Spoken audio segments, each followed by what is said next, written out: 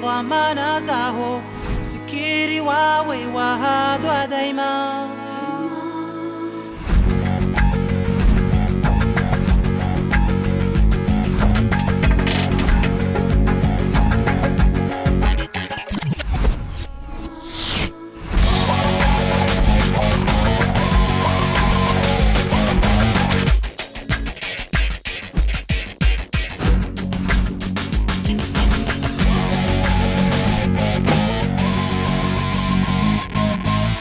GG Bueni, GG Monnier, GG les enfants, GG Wanaza, Wazaza, Bakoko, Bakiki, Bakaka, GG tout le monde. Très content de vous retrouver sur les antennes de la télévision pour une nouvelle émission. Une nouvelle édition. Un nouveau numéro de 100% malade.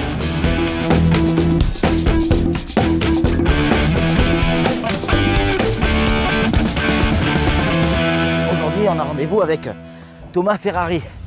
Et avec lui, on va essayer de découvrir les oiseaux. Alors pas n'importe lesquels, hein. Le faucon, le vrai, hein. Enfin, le vrai faucon. Eh oui, il y en a à Mayotte. Thomas Ferrari, il fait partie de l'association Gepomaille. Un drôle de regard sur les animaux et notamment les oiseaux, surtout les oiseaux.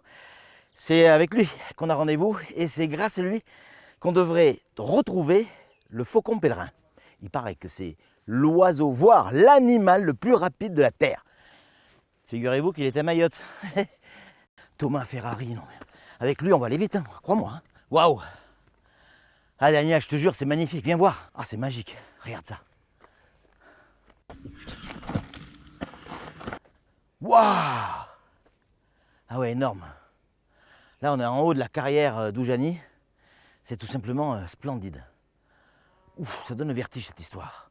Ouh là là. C'est ici normalement qu'on a rendez-vous avec Thomas Ferrari de l'association Gepomaille pour parler des faucons. Mais clairement, il n'est pas là. Et Thomas? Ouais. C'est pas un Milan que je vois là-bas, là, à droite? C'est pas les Milans, c'est les faucons qu'on cherche. Pourtant c'est ce que je vois, un Milan, non? Non mais attends, c'est eux en bas là. Ah, mais c'est Patrick. Mais je lui avais dit en bas. Ah, mais lui, c'est un vrai. Non mais c'était prévu en haut. Mais qu'est-ce qu'ils foutent en bas? Oh! Non, ne me dis pas qu'on a fait tout ça pour rien. Si? Ah non, on n'a pas fait tout ça pour rien. Ça veut dire qu'on est quand même obligé de redescendre? Ça a l'air de te faire plaisir, Daniel. Salut Thomas. Salut Patrick. Comment ça va? Ça va et toi? Ben écoute, impeccable, impeccable. On l'avait dit en bas, ben on est en bas. Bah, c'est ça. C'est exactement ça qu'il J'ai fallait. cru voir un Milan là-haut. Non, c'était un faucon. Ouais, d'accord. Bon, plaisanterie à part, ravi de te retrouver ici dans la carrière de Doujani. On va essayer d'abord de découvrir et de comprendre qui tu es, qu'est-ce que tu fais, pour qui tu bosses, c'est qui Gepomaille.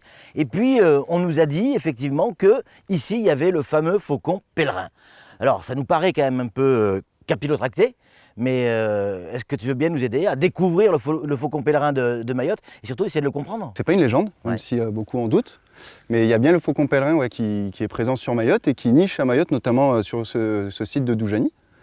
Et voilà, donc aujourd'hui on est là pour, dans le cadre d'un suivi sur la reproduction du couple qui niche ici. Et en même temps on essaye d'étudier un peu le comportement de l'espèce en période de reproduction. Donc on va noter son comportement en fonction d'une source potentielle de dérangement ou son comportement nuptial, donc des parades, l'apport de nourriture par le mâle envers la femelle. Voilà. On va noter tout un tas de données et puis après l'idée c'est de réussir à observer ça jusqu'à l'envol des jeunes qui aura lieu d'ici quelques mois. Et ça c'est ton job alors? Ouais. Ton métier c'est d'observer les oiseaux?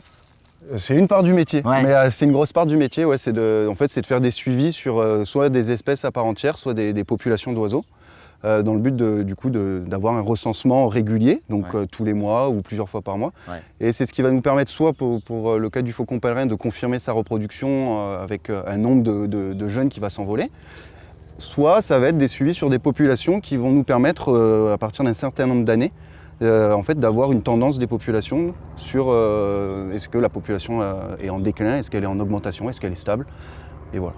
Alors nous, on va essayer, avec le matériel que l'on a, de vous faire découvrir le faucon pèlerin. On va essayer de le filmer. Tu as toi-même des photos. On va peut-être pouvoir essayer de vous le montrer. Ça va pas être évident. D'autant que pour suivre le faucon pèlerin, il faut être grand.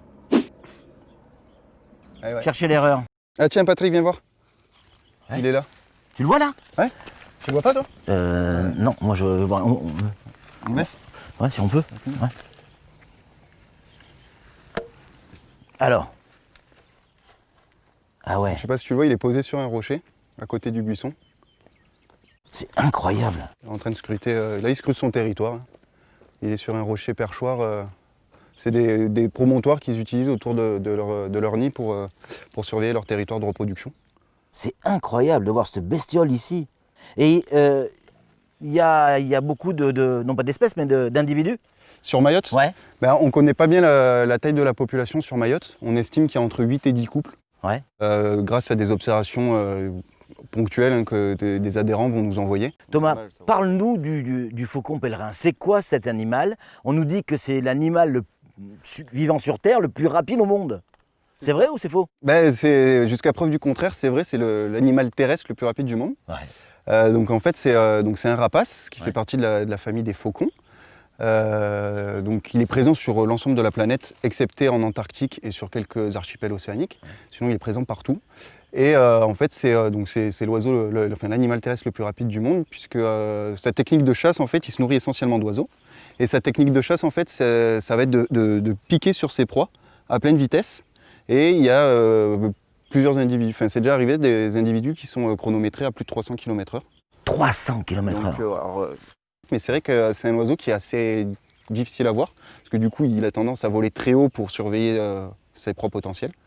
Et puis comme il niche sur des sites de falaises, c'est pas forcément les endroits Ouais. les plus accessibles. Alors, 300 km/h pour un oiseau, et si c'est Thomas Ferrari qui vous le dit, c'est que c'est vrai. C'est pas faux en tout cas. Donc tu me disais, le faucon pèlerin se reproduit sur les hauteurs, et là on parlait de ce fameux nid où celui-là, en tout cas ce couple, il y a déjà des œufs. C'est ça, ouais. En fait là on est à la période où la femelle a pondu ses œufs. Donc Ouais. là on va partir pour 30 jours à peu près de couvaison par la femelle, essentiellement. Et les petits vont naître début octobre, fin septembre. Donc début là on n'aura octobre. pas d'image là maintenant pour avoir ces... Là, non, là, c'est impossible. Là, c'est impossible parce qu'en fait, donc, c'est là où ça rend compliqué les observations de l'espèce, c'est que du coup, c'est un oiseau qui vole très haut, Ouais. les 3/4 du temps, qui s'approche très rarement du sol Ouais. et qui niche sur des falaises. Donc souvent, c'est pas facile d'accès, donc compliqué à aller observer. En quoi le faucon pèlerin est exceptionnel à Mayotte? En quoi ce qu'on est en train de voir là actuellement est exceptionnel?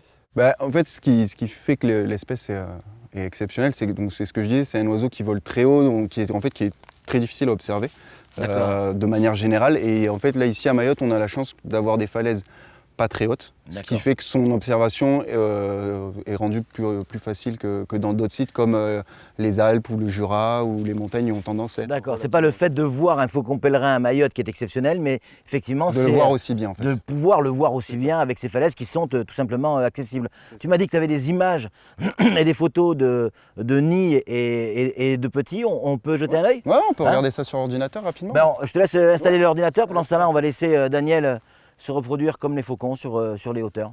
Il paraît qu'il se reproduit très très bien le Daniel sur les hauteurs.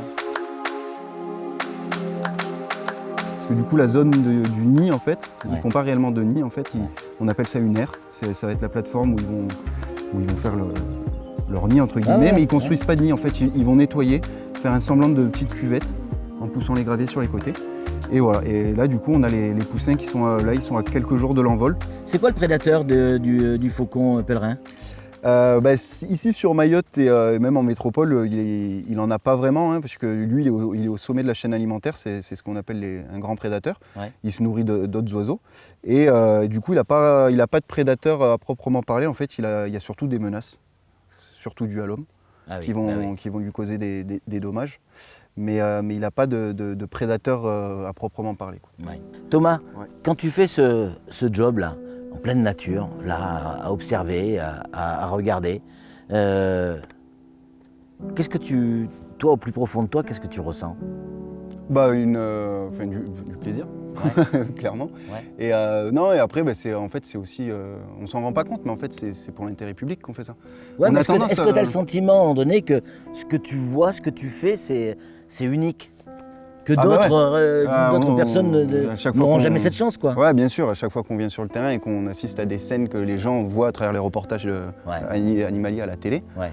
Et nous, en fait, on le voit en direct, donc c'est vrai que c'est... Ah ouais, magique. Mayotte est une île, comme son nom l'indique, entourée d'eau, donc beaucoup de pêcheurs. Est-ce que les Mahorais, les gens originaires de Mayotte, s'intéressent à la vie des oiseaux? Mais il y en a pas mal, ouais. Ouais. Il y a notamment Anis là, qui vient de rejoindre l'association, Ouais. qui vient d'être embauché en tant que technicien, Ouais. pour justement participer, réaliser des missions de terrain, missions de comptage, de suivi de population, Ouais. et d'autres études dont il peut vous parler. Ouais, on aura l'occasion d'en discuter avec lui tout à l'heure. Ces faucons pèlerins, là, ici à Mayotte, dans cette carrière de Doujani, ils peuvent vivre en, enfin, si le mot est bon, mais en tribu, en bande, en meute, où ils sont vraiment isolés. Alors non, ouais, ils vivent plutôt en solitaire. Ouais. Donc en fait, souvent ils sont... Alors ici à Mayotte, on pense qu'ils ne sont pas migrateurs, qu'ils sont sédentaires, ils sont là toute l'année. D'accord. Et en fait, les couples se retrouvent chaque année sur leur site de reproduction, Ouais. puisqu'ils reviennent chaque année sur le même normalement.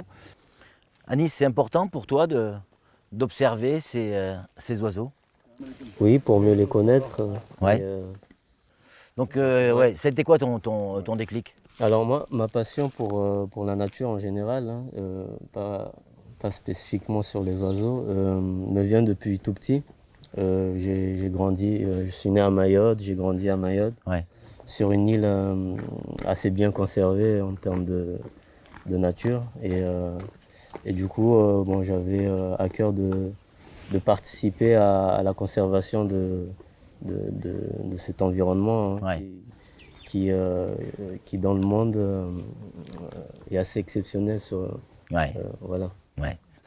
Il y a un gros manguier là à gauche qu'on voit là-bas. C'est vraiment leur perchoir. C'est là où on le voit la plupart du temps faire sa toilette et consommer ses proies. Thomas, on est dans la carrière de Doujani.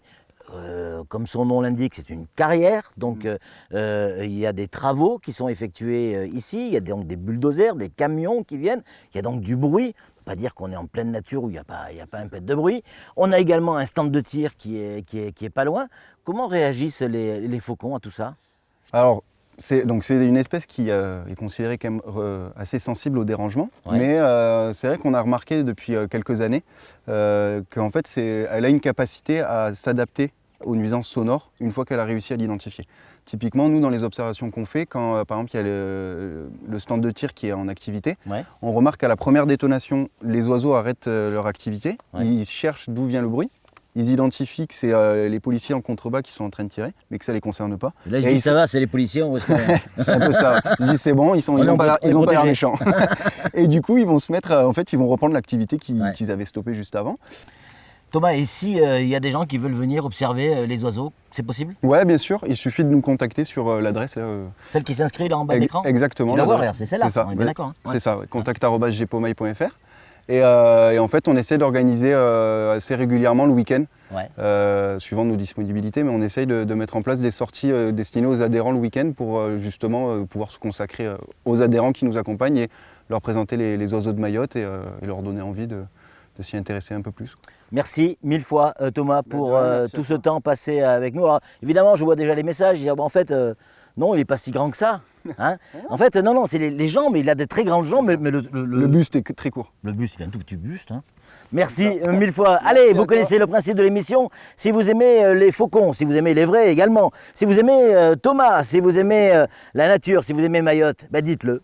Dites-le fort, en criant, mais très très fort. Allez, nous on se retrouve la semaine prochaine pour une nouvelle édition, un nouveau numéro de 100% Mayotte. Ciao. Solo la,